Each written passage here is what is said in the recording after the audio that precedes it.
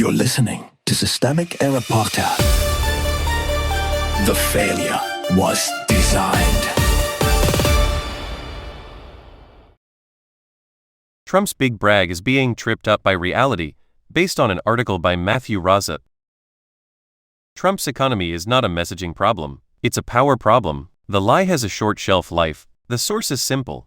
Trump is insisting affordability is a Democratic fabrication while polls show voters think his policies have worsened the economy, not improved it. The White House response is to deny the evidence, flatter itself, and pretend slogans can outrun lived experience. That is not a strategy. It is a contemptuous bet that the public will accept propaganda over rent, groceries, and wages. Who actually holds the lever? The institutional power here sits with the presidency and the network around it. Trump, his White House spokesman, and the economic machinery they direct. They are not passive commentators on inflation and stagnation. They are the actors trying to define reality after promising they would fix it on day one. When that promise collapses, the instinct is not accountability. It is denial, then revisionism, then self-congratulation.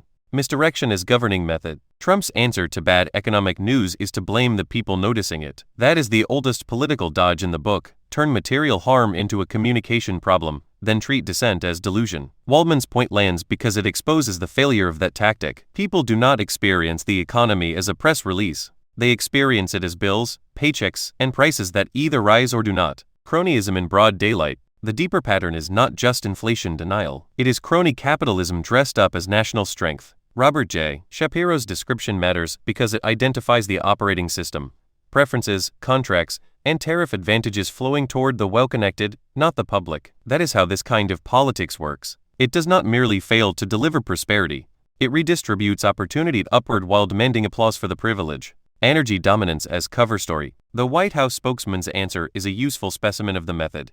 Pivot from economic pain to energy triumphalism, then wrap the whole thing in claims about security, allies, and foreign oil. It is a classic substitution move. If the economy is hurting people, talk about hydrocarbons, geopolitical diversions, and imagined industrial inevitability instead. The aim is not explanation. It is to bury accountability under a pile of unrelated victories. The pattern is authoritarian economics. This story is not about one bad poll or one clumsy messaging cycle. It is about a governing style that treats factual failure as something to be bullied away, not corrected. When leaders deny material reality, reward loyalists, and try to convert public frustration into partisan confusion, the result is not just bad economics. It is authoritarian political management with a patriotic label slapped on top.